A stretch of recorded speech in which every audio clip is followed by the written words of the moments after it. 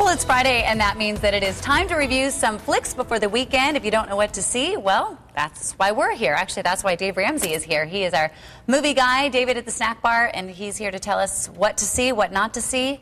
Well, and any are in 3D?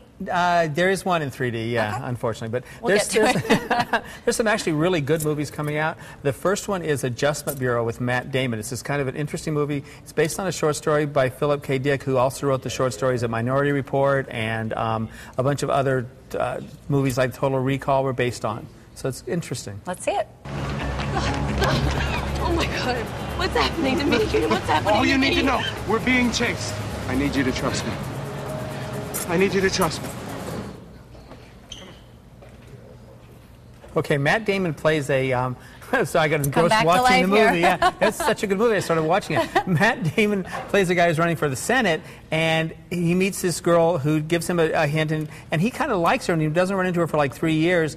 But someone doesn't want them to be together. So what they've told him is that he's got a plan. He's got a plan, and he can't be with her because she'll distract him. So he bucks it and goes from there. So there's a whole bunch of people that are changing the way people work. It's interesting. It's behind-the-scenes stuff. He finds out that there are people that are actually, like I said, changing people's minds, changing things so they stay on a plan, and he doesn't want to go along with that because he loves this girl. It's actually a very good film, very thought-provoking, some action, 4 bags of popcorn. Awesome. I really liked Adjustment Bureau.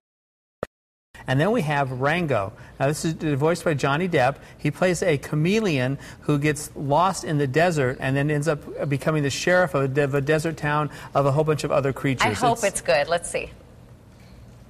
Lord, don't move. What?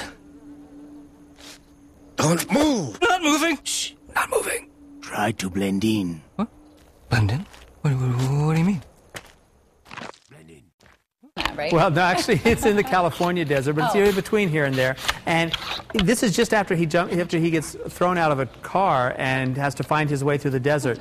He ends up in a town where he's the sheriff, and there's a whole bunch of... he gets promoted to being sheriff because he's a big talker. He's apparently watched a lot of movies. There are references to so many movies in this movie, everything from Man of La Mancha to Star Wars to Gladiator to Chinatown and a whole bunch more. Did you like it? I loved this Yay. movie. I thought everything about it was hysterical. 4 bags of popcorn. Great. You know, adults will get it and kids will like it as well. So this is a movie you can take the entire family to. Tell me it's not in 3D. It's not in Good. 3D, thank goodness. Okay, what about this one? Is this in 3D? Mars? Mars Needs Moms is in 3D. Okay. Unfortunately. Let's see. Yeah. Eat your broccoli. No broccoli, no TV. Milo. Is that broccoli? No, that's vomit, but I understand the confusion. I told you. That's funny. So Milo's mom is very strict, and Mars doesn't have moms. They need to bring a human mom up to program their nanny bots. So they steal his mom.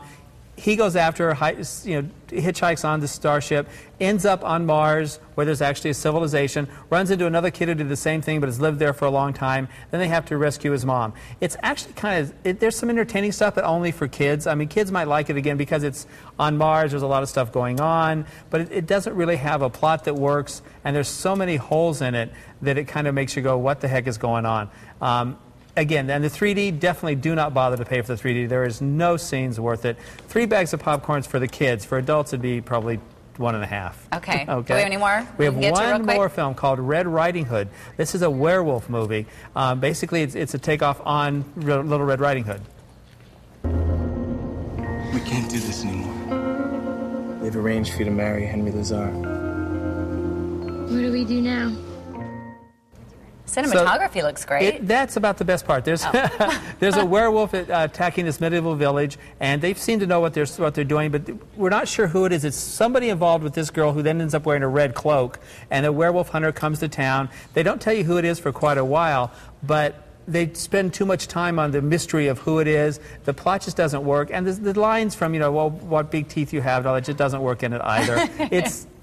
I'm not sure who it's for. It's not scary. It's not sexy. How many bags? 2 bags of popcorn. I like the cast, and that's about it. And the cinematography. The cinematography was pretty. Well, we are going to have all of the information on our website. Thank you very much. You're welcome. Have a great weekend. I think I'm seeing Rango I this would, weekend. absolutely. All right. Thank you, David.